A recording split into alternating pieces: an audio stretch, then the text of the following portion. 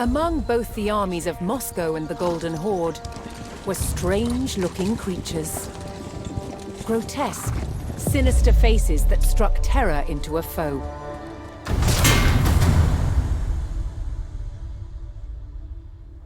There's a very long history of making helmets with mask visors with human features in the ancient Near East. Moscow was heavily influenced by this metalworking tradition, using the art of embossing to hammer these extraordinary sculptural forms into the steel.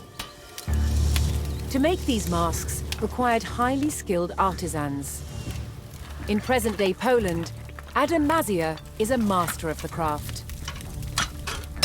The process begins with a thick, flat sheet of wrought iron.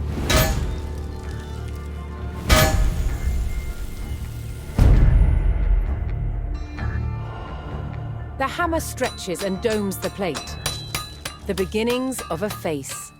As the metal is pushed out, it becomes thinner and so easier to work.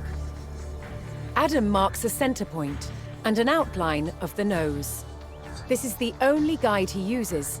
All else is done by eye alone. In Western Europe during the late Middle Ages, helmet design was all about function. What shapes are going to form glancing surfaces that make weapons skate and bounce away from the face? In Moscow, however, the approach was rather different. They sacrificed quite a lot of protection for the sake of extraordinary visual impact. There is a limit to which the metal can be stretched, and so a slot is cut to allow the nose to be shaped. Released from the bonds of the rigid plate, the nose takes on its distinctive form. In a way, armor is always a mask. It forces the world to see us as we want to be seen. Strong, powerful, indomitable.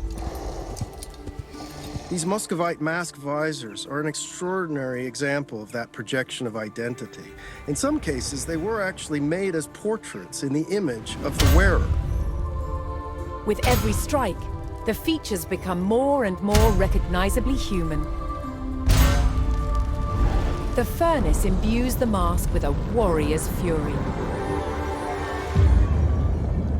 When finished, the visor is given a high polish and attached to its helmet with this rotating hinge that allows the visor to be raised and stowed when not in use.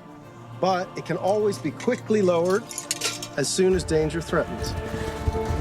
A man could project his power with such a mask. A man could hide his fear with such a mask. And by doing so, he could be brave.